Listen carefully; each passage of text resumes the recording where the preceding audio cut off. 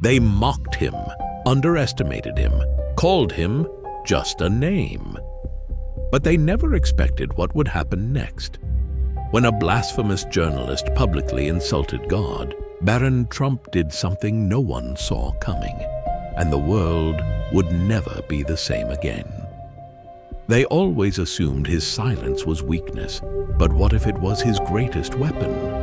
The world had written his story before he even had a chance to speak. They called him the Silent Trump, the forgotten son of one of the most powerful figures in modern history, a shadow in the background of a family that had dominated the headlines. Unlike his father, whose words could shake economies and redefine the political landscape, Barron remained an enigma. The media didn't know what to make of him, so they simply ignored him. And yet, that was their first mistake. Barron wasn't silent because he had nothing to say. He was silent because he was watching.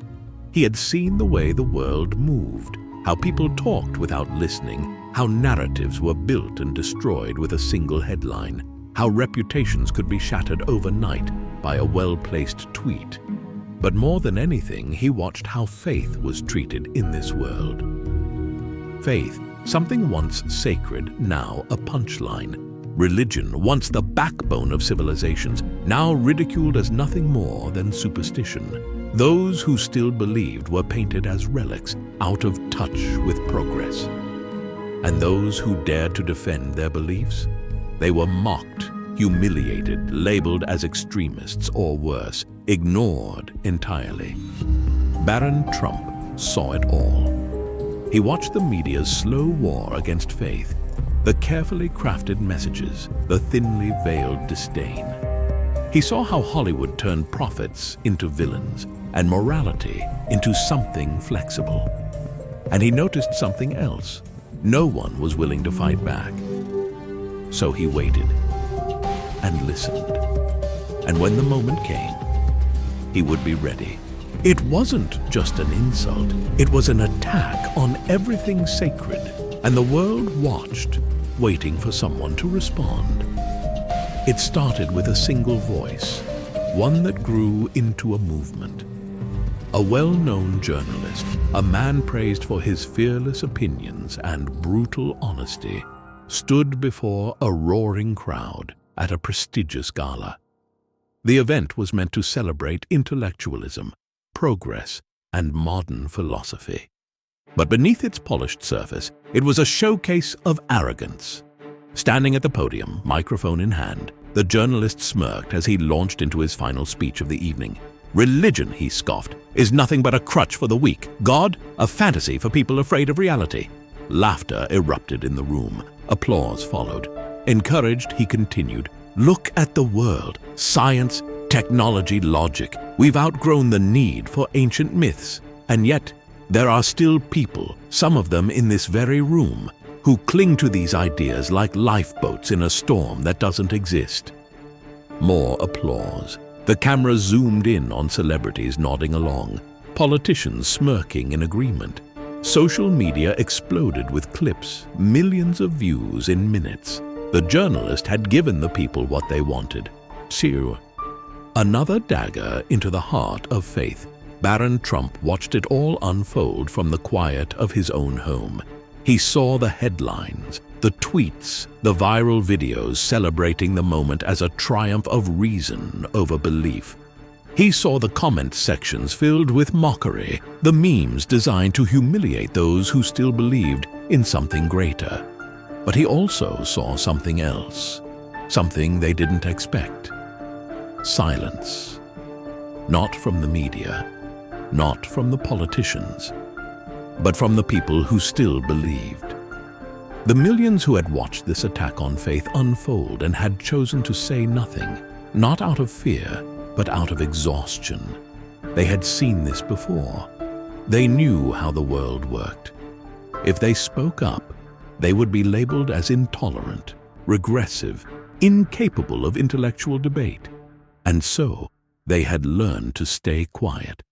But Barron Trump wasn't like them. He wasn't afraid. And soon the world would know why. They thought he had nothing to say. That's why they invited him. But they had no idea what was coming. The invitation arrived the next morning. It came in the form of a formal email addressed not just to Barron, but to the entire Trump family. At first glance, it seemed like just another political formality, one of the countless events that Barron had spent years avoiding. But this was different. The National Debate Summit, a gathering of some of the world's most influential minds, politicians, CEOs, intellectuals, journalists, and cultural leaders. A place where ideas clashed, narratives were built, and reputations were either cemented or destroyed. And at the center of it all, a debate on faith and its place in modern society. The journalist who had mocked God would be there, and now so would Barron. He read the invitation twice, then a third time. There was no mistake. This wasn't a casual offer. This was a setup, a carefully orchestrated attempt to put him in a position where he could only fail. The media had already decided what would happen. They assumed Barron was nothing more than a last name, an untested, inexperienced figure who would crumble under pressure. They wanted him there not because they respected his voice, but because they thought he had none. They wanted a disaster, a spectacle, a public humiliation. Barron Trump sat in silence for a long time. Then, without hesitation, he typed a single-word reply. Yes, and with that, the stage was set. The world had challenged him now. It was time to respond. Oh, the world was watching. His critics were waiting. And Barron Trump? He was ready. The auditorium buzzed with anticipation. The National Debate Summit had drawn an elite crowd. Politicians, journalists, intellectuals, and cultural icons all sat in carefully arranged seats, waiting for the night's entertainment. But tonight, the entertainment wasn't a politician's carefully rehearsed speech or an academic's dry analysis. It was the youngest Trump. Barron stepped onto the stage. The moment he did, the atmosphere shifted. The room, which moments ago had been alive with whispers, laughter, and casual conversation, fell into a near uncomfortable silence. Some were intrigued, others amused, a few openly smirked, already expecting a disaster. He had been invited, but not as an equal. This was a spectacle to them, a carefully designed trap.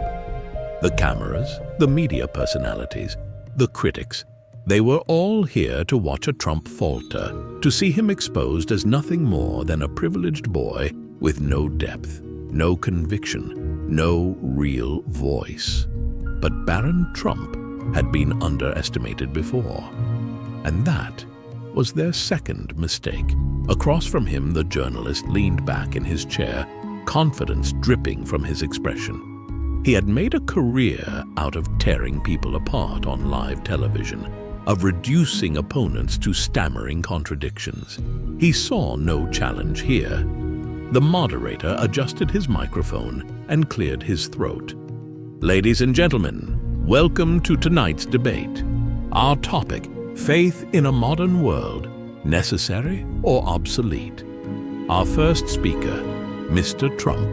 The floor is yours. The moment had arrived. Barron Trump adjusted his suit jacket, walked toward the podium, and for the first time in his life, he spoke. They thought he would break. Instead, he gave them something they would never forget. Barron's voice cut through the expectant silence, steady and measured. I find it interesting, he began, that the people who claim God isn't real are the ones most obsessed with proving he doesn't exist. The room tensed. The journalist's smirk wavered for a fraction of a second. The audience, prepped for excuses, hesitation, or a weak defense, found themselves caught off guard. If faith is just a crutch, Barron continued, why does it bother you so much? If God is just a fantasy, why are you so desperate to erase him? The journalist leaned forward, expression hardening. Because faith breeds ignorance, he said smoothly. Because it stops progress. Because people use religion as an excuse to deny science, to oppress, to avoid responsibility. Barron nodded slightly. So that's what you think? That faith is the enemy of reason? Absolutely. Barron exhaled softly. Then he spoke again, this time slower, more deliberate. There was a time, he said, when people thought the Earth was flat, when the greatest minds in the world dismissed the idea that our planet revolved around the sun. Science was certain. The evidence seemed undeniable. He let the words sink in. And yet, he continued, it was faith that carried people forward, the belief that truth existed beyond what we could see, beyond what the world insisted was reality. Faith has never been the enemy of progress. Faith has always been the reason people fought for something greater than themselves. The audience sat motionless. The journalist opened his mouth to speak, but Barron wasn't finished. Faith isn't about ignoring reality, he said. It's about recognizing that reality is bigger than what we can comprehend. It's about believing that there's more to this world than just power, politics, and people who think they have all the answers. For the first time in his career, the journalist had nothing to say. Barron Trump had just turned the debate on its head. In just one sentence, he changed the conversation forever. The debate should have ended there, but it didn't. Because the moment the words left Barron Trump's mouth, the world exploded. Social media caught fire. Within minutes, hashtags like #FaithMatters and #BarronTrumpDebate were trending worldwide. Clips of his speech spread like wildfire across Twitter, Instagram, and YouTube. Each one dissected, analyzed, and in some cases weaponized. Some hailed him as a brilliant mind, a young man who had done what so many older, more experienced leaders had failed to do. Defend faith not with anger, not with deflection, but with truth. Others attacked him, claiming he was coached, that someone had written his words, that he was just another privileged figure pretending to understand the real world. And then there were those who simply didn't know what to do. Journalists, commentators, and public figures who had spent years dismissing Barron Trump as an irrelevant footnote suddenly found themselves faced with an uncomfortable reality. He wasn't just a name. He wasn't just a Trump. He was a force. Even the journalist who had mocked him, the man who had spent his career tearing down belief systems, found himself at a loss for words. He refused to make a statement. He didn't tweet. He didn't write an article in response, because he knew he had been outmaneuvered in front of the entire world. The conversation had changed, and Barron Trump had been the one to change it. Oh, this wasn't just a speech. This was the beginning of something far greater. The debate was over, but the consequences had only just begun. Barron Trump didn't linger on the stage. He didn't celebrate, didn't gloat, didn't bask in the stunned silence of the audience.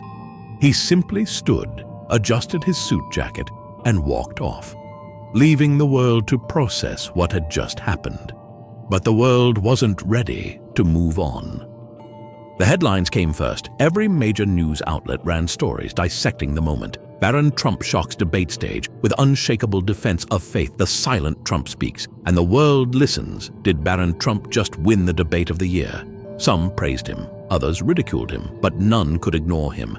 Social media continued to explode. Millions debated the significance of his words. Memes circulated, some mocking, some admiring. His one sentence, "If God is just a fantasy, why are you so desperate to erase him?" was repeated, analyzed, turned into viral posts, even printed on T-shirts. The journalist who had mocked faith and provoked the debate was uncharacteristically quiet. No sharp retorts, no smug analysis. He had built his career on confrontation, on tearing down his opponents. But this time, he had nothing to say, because deep down, even he knew he had lost. It wasn't just the public that reacted. The political world took notice too. A well-known senator, one who had spent years dismissing faith as outdated, was asked about Barron's debate performance in a live interview. He hesitated, something he never did. Then, with a forced smile, he said, "Look, I don't agree with him on everything, but I'll give him this. He held his own better than most politicians twice his age. A small concession, but a monumental moment. For the first time, the establishment, the same one that had laughed at him for years, was forced to acknowledge him, and not just as a name, as a voice. But this was never just about one debate, one moment, one victory. Barron Trump had stepped into a battle that was far greater than just a personal defense of faith. He had exposed something deeper, a world desperate to silence belief, to erase God from the conversation, to make faith something people were too afraid to defend. But he wasn't afraid, and now millions of others weren't either. And that was what scared his critics the most, because this wasn't the end of his story. It was just the beginning. One question remained. One question that hung in the air long after the cameras stopped rolling, long after the social media debates faded, long after the world realized they could no longer ignore him. What comes next? Would he continue to speak out? Would he enter politics? Would he build something of his own? No one knew. And that's what made him more powerful than ever.